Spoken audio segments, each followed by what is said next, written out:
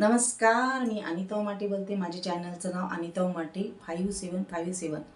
तुम्ही जर नवीन असाल तर ह्या चॅनलवर नक्कीच सबस्क्राईब करा आणि लाईक करा. सगळीकडे 3 वर्षांनी जो येणार आहे अधिक मास, म्हणजे धोंड्याचं महिना असं म्हणतात, अधिक महिना म्हणतात. तर मुलगी आणि जावई म्हणजे मुलाच्या सासरी आणि मुलीचे माहेर असं होतं ना, दोन्ही नातं. तर मुलगी आणि जावई दोन्हीही सुनबाईच्या माहेरी जातात. मुलगी माहेर येते, जावा येतो, तिची मुलं येतात. कोणाकोणाचं तर नवीन असतं ना, नवीन जावाई आणि लग्न झालेलं असतं नुकतं 6 महिन्यापूर्वी. तर पहिल्यांदा कोणी कोणी सोनं घालतं, चांदीचं ताट, चांदीचा दिवा, अनारशी अशा प्रकारे दान करतात. आणि अनारशी असतात, धोंडे दान म्हणजे अनारशी. अशा प्रकारे घरोघरी चालू आहे, सगळ्यांच्या घरोघरी चालू आहे. धोंड्याचा महिना आहे, मला जायचं आहे. मग आम्ही गेलो आणि खूप छान स्वागत करतात. पण काही काहींच्या घरी हे जे असतं ना, धोंड्याचा महिना नसतोच. म्हणजे त्यांच्या घरी असं करतच नसतात पहिल्यापासून, असं पण असतात. पण मला वाटतंय खरं तर हे धोंडेदान प्रत्येकाने केलंच पाहिजे. जास्त जमत नाही तुम्हाला, जशी आपली शक्ती आहे त्याप्रमाणे करू शकता. तांब्याचं ताट देऊ शकता, स्टीलचं ताट देऊ शकता, स्टीलचा दिवा, तांब्याचा दिवा असं काही पण देऊन करू शकता. अनाशी जमलं नाही तर तुम्ही लाडू वगैरे देऊ शकता. पण कसं आहे, मुलगी आपल्या घरी येणं, जावाई येणं आपल्या घरी, त्यांना जेवणाचं आमंत्रण देणं म्हणजे छान वाटतं, मनाला समाधान वाटतं. की म्हणून हा 3 वर्षांनी जो अधिक महिना येते, असं वाटतं की जावाई पण त्या निमित्ताने आपल्या घरी येतात आणि आपण त्यांना आमंत्रण देतो जेवणाचं. त्याच्यासाठी पण असं वाटतं मला. कारण शक्यतो जावई सासरी जात नसतात अगोदरच्या काळामध्ये. त्यामुळं जावई पण आपल्या घरी यावं म्हणून ही प्रथा काढलीच असं पण मला वाटतं. जे काय असेल ते असं 3 वर्षांनी हा महिना येतो. सगळ्यांच्या घरी लगबग चालू आहे. आमरस करतात, पुरणाचा स्वयंपाक करतात, लाडूचं जेवण करतात, सजवतात, सगळं डेकोरेशन करतात. खूप छान वाटतं. बऱ्याच जणांना मुली नाहीत, बऱ्याच जण मुली नाही. मलाही मुलगी नाही, मला 3 मुलं आहेत. तर मला वाटलं होतं की 2 मुलं आहेत आणि तिसऱ्यांदा तरी मला नक्की मुलगी होईल असं वाटलं होतं. पण मला मुलगा झाला. मी खूप नाराज झाले. कारण मला मुलीची खूप आवड होती. मी पण मुलगी झाली असती तर आज बोलवलं असतं जावायला, लेकीला धोंडेदान केलं असतं, लेकीला सांगितलं असतं. शेवटी आपलं सासर ते सासर असतं. जेवढं तू माहेरी अगोदर काळजी घेत होती, लक्ष देत होती, तेवढीच आपल्या सासू सासऱ्यांचं पण काळजी घेणे हे खूप गरजेचं आहे. अशा चांगल्या चांगल्या गोष्टी मी पण माझ्या लेकीला सांगितलं असतं. पण दुर्दैवी मनाचं किंवा नशिबातच नाही मनाचं की देवाने मला मुलगी दिली नाही किंवा देव विसरला मला मुलगी द्यायला, असं वाटतंय मला. कारण काही काही वेळेस जसं मुलगी आईला रोज फोन करते, तसं आपल्याला सुना फोन करते का हो? नाही करत. अगोदर सासूरबाईला वाटायचं जाऊ द्या मुलगी नाही तर नाही आपल्याला, किंवा आपल्या सुनाच्या रूपात आलेल्या आहेत मुलीसारखं.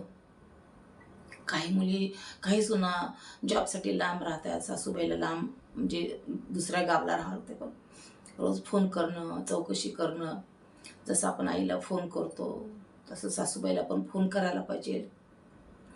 पण कसं असतेच बघा, शेवटी असं जाणीव करून दिली किंवा अशी जाणीव झाली की मुलगी असणं खूप गरजेचं आहे. आणि जसं मुलगी आईला रोज फोन करते, विचारते आणि आई आतुरतेने आपल्या मुलीची वाट बघते आणि फोन करत असते.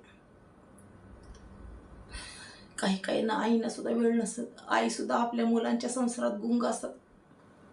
मुलगा, सून, त्यांची मुलं याच्यामध्ये खूप ते गंग असतात, काय म्हणतात त्याला, खूप व्यस्त असतात. त्याच्यामुळं आईला सुद्धा वेळ कधी मिळत नसतो मुलीला वेळ करायला. पण असं कधी वाटत नसते की आईला आपल्या मुलीला फोन करावं, बोलावं 4 गोष्टी. पण मुलगी जी असते ती रोज फोन करते आईला आणि विचारत असते, आई तू काय करते ग, काय नाही ग, तुझी तब्येत कशी आहे, मी येणार आहे, मुलगी येणार आहे म्हणून आपण पक्वानं जेवण करतो, गोड पदार्थ करतो, हे आणतो ते आणतो. ज्यांना मुलगी आहे त्यांनी स्वतः म्हणजे खूप परिस्थिती नसते कोणाकोणाची, जपून ठेवतात पैसा, मुलीला हे करतात, साडी देतात, खूप काय काय करतात. तर खरंच खरंच देवाला मी इतकं वाईट वाटतं. देवाला नेहमी म्हणते, तू तिसऱ्यांदा जे मला मुलगा दिला त्याच्याऐवजी जर मुलगी दिलं तर तुझं काय बिघडलं असतं रे. निष्पाप लहान लहान मुलं फेकून देतात रस्त्यावर. त्याच्यामध्ये मुलं पण असतात, मुली पण असतात. त्यातली एक जरी मुलगी तू माझ्या पोटाला दिली असती तर काय झालं असतं. मी किती अपेक्षा केली होती की तिसऱ्यांदा मला मुलगी होईल म्हणून. आणि अपेक्षा करणं पण चुकीचंच आहे खरं. देवाला काय वाटलं कोणाला माहिती का. देवाने योग्य केलं. कधी कधी असं वाटतं की देवाने जे केलं योग्य केलंय. कारण सध्याच्या कलियुगमध्ये जे काय घडते, जे काय पाहतो, त्यामुळं असं वाटतं की देवा बरं झालं तू जे काय दिलं मला विचार करून दिलं असं वाटतं. पण वाईट वाटतं. जन्माला घातला असतो एका छोट्या 3 नंबरच्या माझ्या मुलाला. खूप चुकीचं. आणि माझा निर्णय पण चुकीचा होता की मी अपेक्षा केली मला मुलगी व्हावी म्हणून. आणि खरंच एक मुलगी असायला पाहिजे. जिथं आपण अपेक्षा करतो देवाला तर काय होतं, द्यायला पाहिजे ना. देवानी चल बाबा काय ना काय, फक्त एक मुलगी. त्याला म्हणलं होतं मला मुलगी दे. पण बरेच जण सांगत होते 2 मुलं आहेत ताई, बस करा आता, 2 मुलंच छान आहे. मी ऐकलं नाही, कुणाचंच मी ऐकलं नाही. तिथंच मी खूप मोठी चूक केली. माझे सासरे सुद्धा मला म्हटले होते तुला 2 मुलं आहे, खूप छान आहे. ते पण मला सांगत होते नको हे करू. मी त्यांचं ऐकलं नाही, मी कुणाचंच ऐकलं नाही. मी माझ्या मनाने ठरवलं नाही मला एखाद्या तिसरी मुलगी होईल. आणि जी माझी हौस पूर्ण झाली नाही ती हौस मी माझ्या मुलीची करेल असं मला वाटलं होतं. कारण कसं आहे, आपण स्वतःच्या मुलीला जसं शिक्षण देतो, वळण लावतो, तसं आपण बाकीच्या मुलींना देऊ शकत नाही. मानलेली जरी मुलगी असली तर ती शेवटी मानलेलीच असती. आपण खूप माया लावतो, खूप जीव लावतो, पण खूप फरक असतो. आजकालच्या मुलीनं मला एवढंच सांगणं आहे की आपल्या आईला रोज फोन करत जावा. कारण जास्तीत जास्त जीव आईचा मुलीकडे असतो, त्याच्यामुळं आईची विचारपूस करत जावा. शेवटी कसं असतं बघा, भाऊ जेव्हा बायको घेऊन येतो तेव्हा तो स्वतःच्या कुटुंबाचा विचार करतो. काही जण असतात आईवडिलांचा विचार करते, पण काही जण आईवडिलांचा जरा सुद्धा विचार करत नाही. सतत अपमान करणे, बायकोसमोर ओरडणे, असे प्रकार चालू आहेत. त्याच्यामुळं आजकालच्या बायका ज्या आहेत आमच्या पिढीच्या 70 जे असतात ना त्यांचं वय सुरू झालेलं असतं. 70व्या साली जन्मलेलं असतात, म्हणजे त्यांचं वय आता 50-60 वय असतं. खचलेल्या आहेत त्या सर्व स्त्रिया अशा खचलेल्या आहेत. अपमान सहन होत नाही आहे त्यांना. मग शेवटी काय असतं की एकतर निघून जाणं, वृद्धाश्रममध्ये जाणं, असे प्रकार घडायला लागलेत. म्हणून म्हणते सुनानं तुम्ही सुद्धा एक मुलगीच आहे कोणाची तर ज्या घरामध्ये जातात त्या घरामध्ये नक्कीच एका असं वाटायला पाहिजे त्या घरामध्ये बापरे मी सून करून आणली, खरं ते किती गुणवान आहे की किती संस्कृती आहे.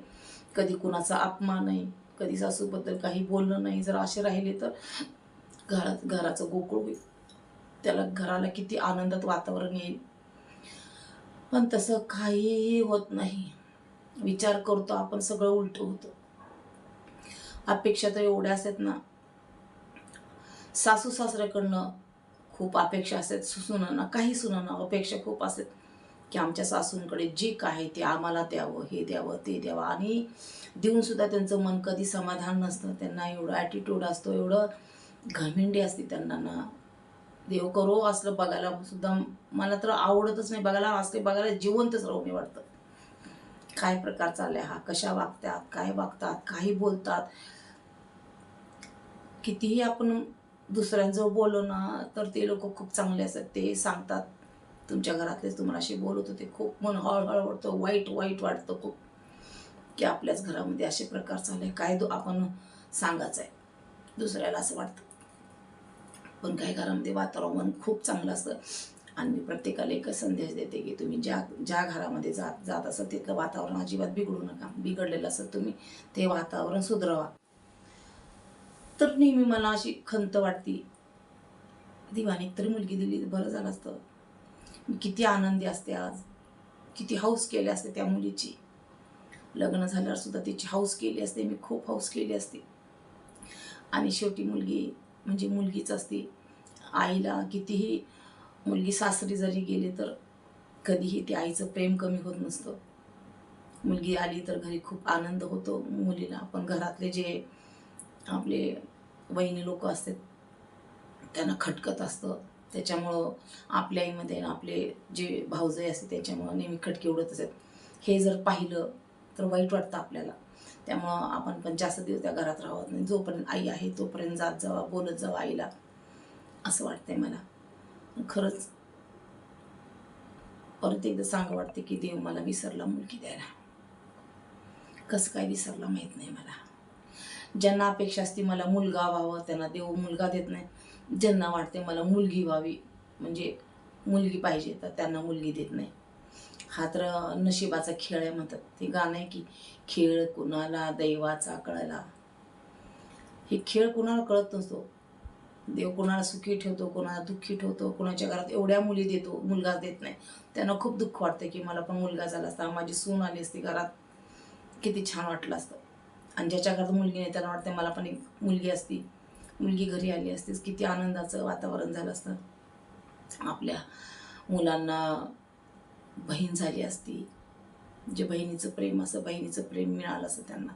मानलेली बहीण ती बहीणच असते. मानलेली बहीण सुद्धा सख्याच्या वर असते. पण प्रत्येकाने तसं वागलं पाहिजे ना. मानलेल्या बहिणीने सुद्धा प्रेम दिलं पाहिजे ना. असं घडत नसतं. प्रत्येक गोष्ट मनासारखी जर घडली असतं तर आपण कुठं गेलो असतो. देव प्रत्येक गोष्ट सगळ्यांची मनासारखी कधीच घडू देत नसतो. कुठंतरी कमतरता ठेवतो आणि म्हणतो जे दिलं तुला त्यात सुखी राहतो. म्हणून देवाची मी खरंच आभारी आहे की त्यांनी काहीतरी विचारच केला असेल की आपल्याला घरामध्ये तुझी मुलगी नको. त्याला वाटलं असेल काहीतरी वेगळंच. किंवा आजकाल जे बघतो आपण जे लग्न होऊन गेल्यानंतर मुली कशा वागतात घरामध्ये, त्यांनी तो पण विचार केला असेल की तुझी मुलगी अशीच वागली असती, दुसऱ्याच्या घरामध्ये जाऊन वातावरण बिघडून टाकले असते. भांडणं, वाद विवाद, आक्रोश. त्याच्यापेक्षा तुला मुलगीच नको. तुला ते सहन झालं नसतं. आपल्या मुलीने जर असं वागलं असतं सासरी, तुला सहन झालं नसतं. म्हणून देवाने सुद्धा माझ्यावर खरं एक वेगळेच उपकार केले की मला मुलगी दिली नाही. कधी कधी असं वाटतं मला. तर खरंच वाटतं पण दुःख कधी कधी, असावी एक मुलगी. पण खरंच ज्यांना पण मुलगी असेल त्यांनी सासरी गेल्यानंतर आपल्या आईवडिलांचं नाव, सासरचं नाव निघावं असं वागावं लागतं. तुम्ही खूपच मॉडर्न आहे, शिकलेलं आहे तर ती चांगलीच गोष्ट आहे. पण आजकाल कसं आहे, साध्या न शिकलेल्या मुली खूप चांगलं राहतात आणि शिकलेल्या मुलीसुद्धा वातावरण सगळं बिघडून टाकतात. तर कुठंतरी वाटते खंत की देव मला विसरला मुलगी द्यायला. तुमच्या गोष्टी सगळ्यांच्या लक्षात आल्याच असन. कन्यादान हे खूप गरजेचं आहे. आपण कन्यादान करतो तेव्हा खूप महत्त्व आहे कन्यादानला. प्रत्येकाच्या हातून कन्यादान होत नसतं. पण कन्यादान ज्याच्या नशिबात असतं ते खूप भाग्यवान. आणि जो आई वडील अंतिम संस्कार जेव्हा होतो त्यावेळेस अग्नी द्यायला मुलगा असतो ते खूप भाग्यवान. अंतिम संस्कार देण्यासाठी मुलगा पाहिजेच शास्त्रानुसार असं म्हणतात. मुलीने कधीही अग्नी देत नसतात. ह्याला पण खूप महत्त्व आहे शास्त्रामध्ये. तर मुलगाही पाहिजे आणि मुलगीही पाहिजे. पण कसं असते, देव अगोदर देत होतं सगळ्यांना, एक मुलगी एक मुलगा सगळ्यांच्या घरात होते अगोदरचे. आणि आता कसं झालंय, कोणाला मुलंच देतात, कोणाला मुलीच, कोणाला एकच मुलं, कोणाला एकच मुलगी, असं पण आहे आता. सगळा विषय तुमच्या लक्षात आला असेल मला काय म्हणायचं होतं. धन्यवाद. नक्कीच तुम्हाला व्हिडिओ आवडला तर व्हिडिओला सबस्क्राईब करा आणि लाईक करा.